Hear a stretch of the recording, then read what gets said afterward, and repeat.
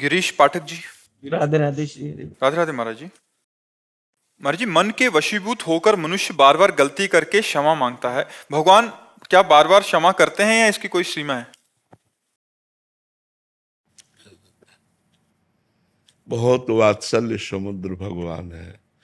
अगर वो क्षमा न करे तो हम लोगों की दुर्गति हो जाए, क्योंकि बिल्कुल सत्य बात है कि ना चाहते हुए भी मन हमको जबरदस्ती गलत करवा देता है।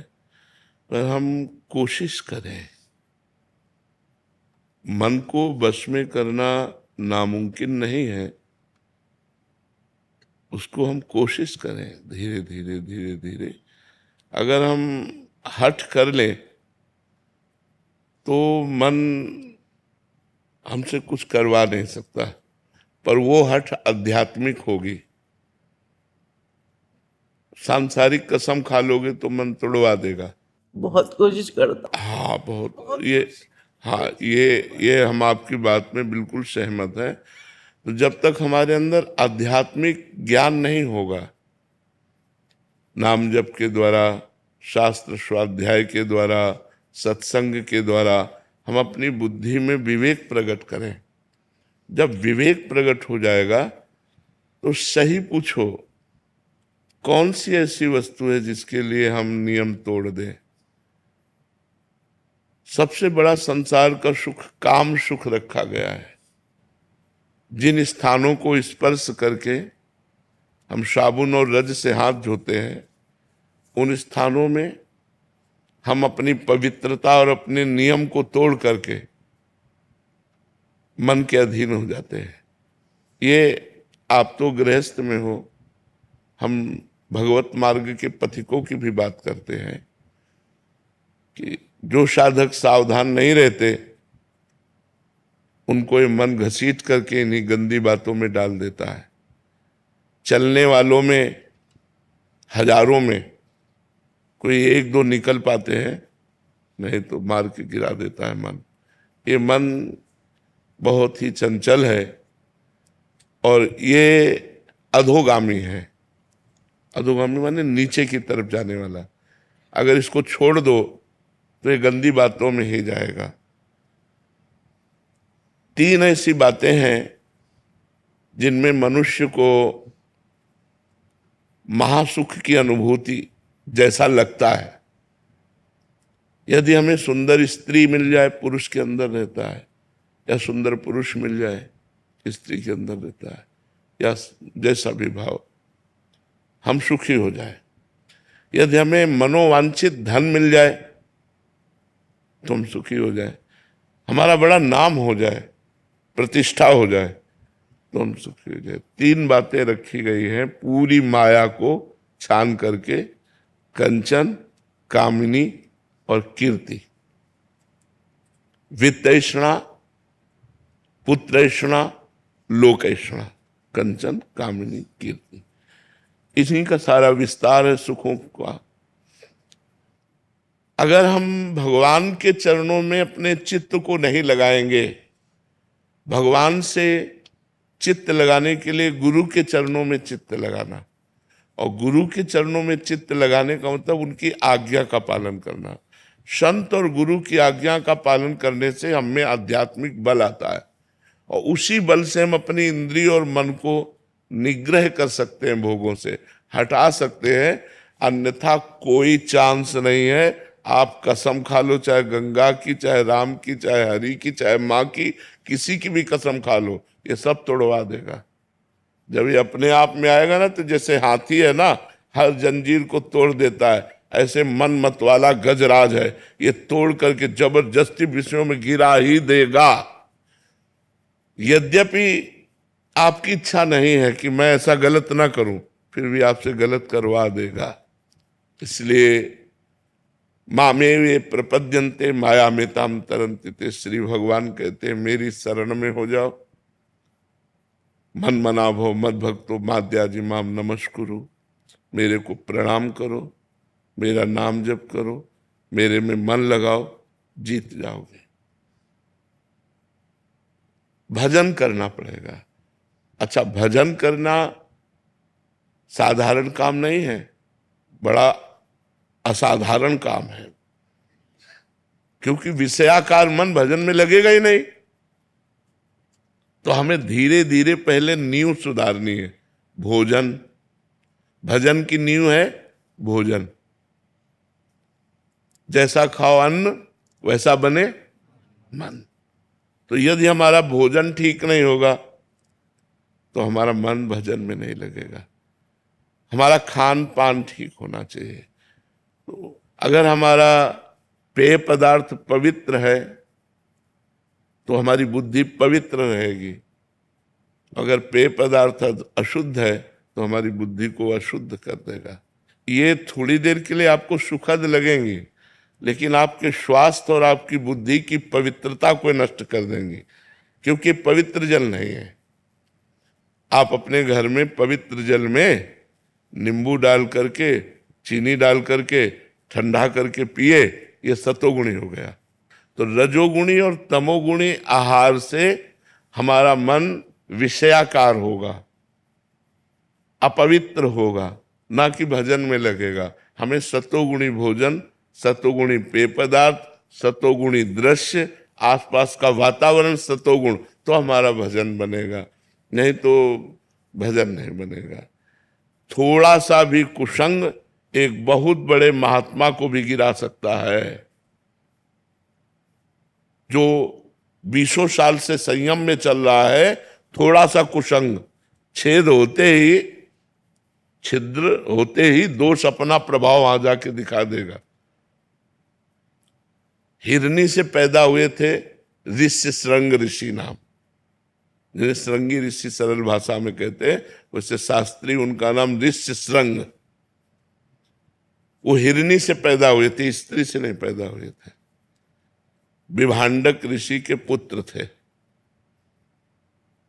तो लोमपाद राजा के राज्य में अकाल पड़ गया, तो विद्वानों ने सलाह करके देखा कि अगर महाराज ऋष्य श्रृंग सिंहासन पर विराजमान हो जाए तो अकाल तत्काल नष्ट हो जाएगा, वर्षा होगी, सब जीव बच जाएंगे। तो राजा ने कहा कि सिंहासन पर तो तभी बैठ सकते हैं पुत्र हो या दामाद हो।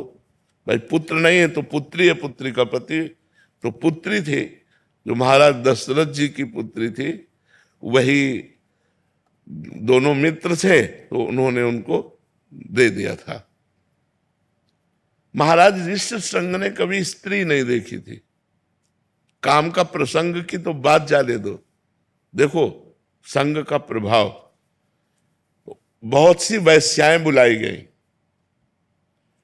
और उनको काम दिया गया कि आप ऋष्य श्रृंग को लुभाइए। तो सब वैश्याओं ने कहा, महाराज आग की ज्वाला में गिरने की बात करते हो, वो महान तपस्वी, इनके पिता महान तपस्वी, हमसे जरा सी त्रुटि हो जाएगी 2 बूंद जल में भस्म कर देंगे, हमारी हिम्मत नहीं है।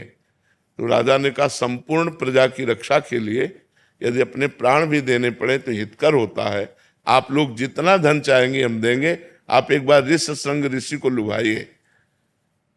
तो 1 योजन की नाव बनाई गई, 1 योजन 4 कोस, और उस नाव में कृत्रिम पर्णकुटी, कृत्रिम पौधे, ये सब ऐसे लगाए गए।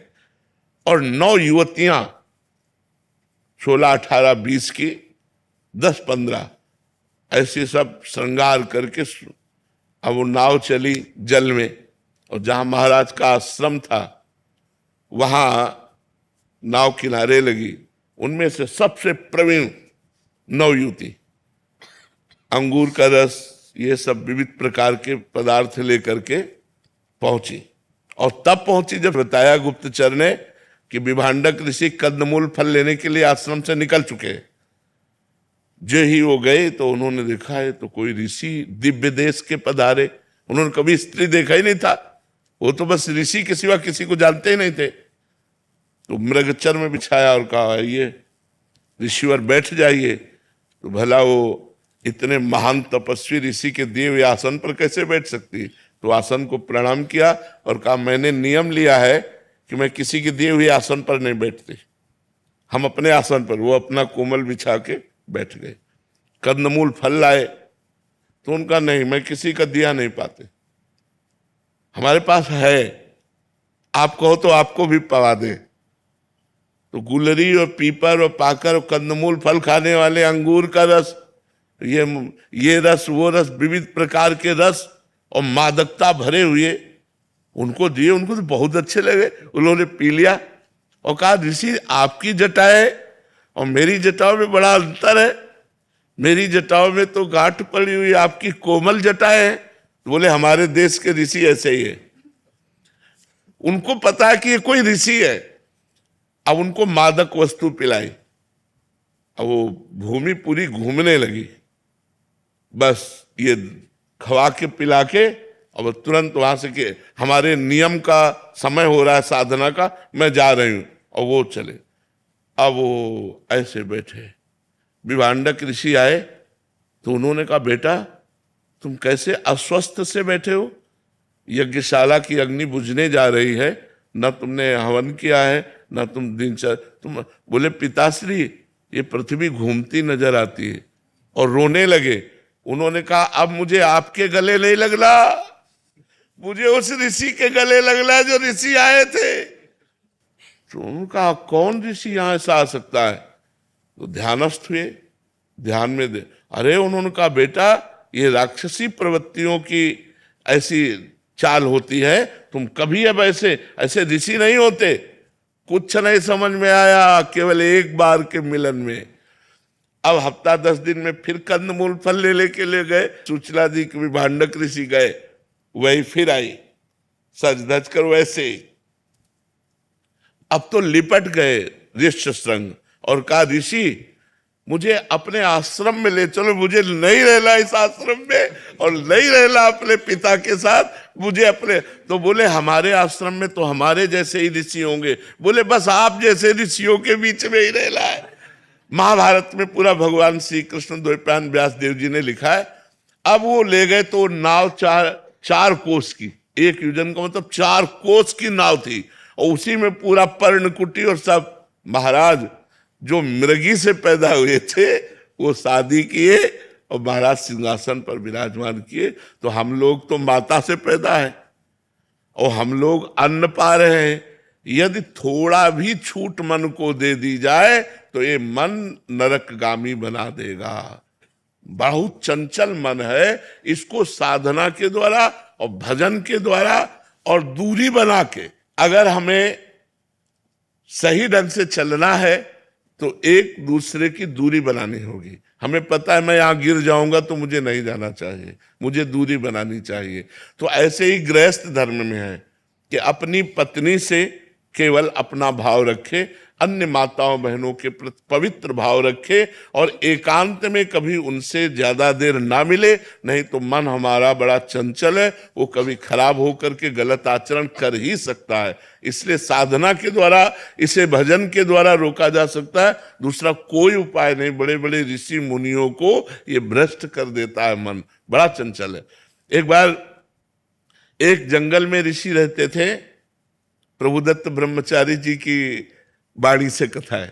तो वो पपड़ी पाते थे, जो वृक्ष की छाल की सूखी हुई पपड़ी, क्योंकि उनको ये था कि अगर मैं अच्छा पदार्थ पाऊंगा तो काम पीड़ित करेगा और मैं काम विजयी बन के दिखाऊंगा।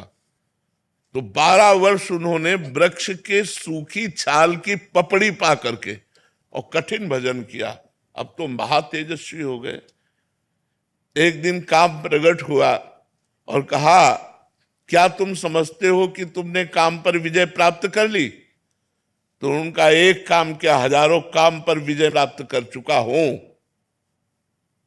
तो बोले महाराज अब मैं अपने बाण संधान करता हूं और आप संभालो अपने को। तो उनका जाओ नहीं तो मैं भस्म कर दूंगा। बोले हाँ भस्म करने की सामर्थ्य है, लेकिन मैं जा रहा हूं और आज से हमारा बाण चालू आपके ऊपर, अब आप संभालना। इतना कह के चले गए।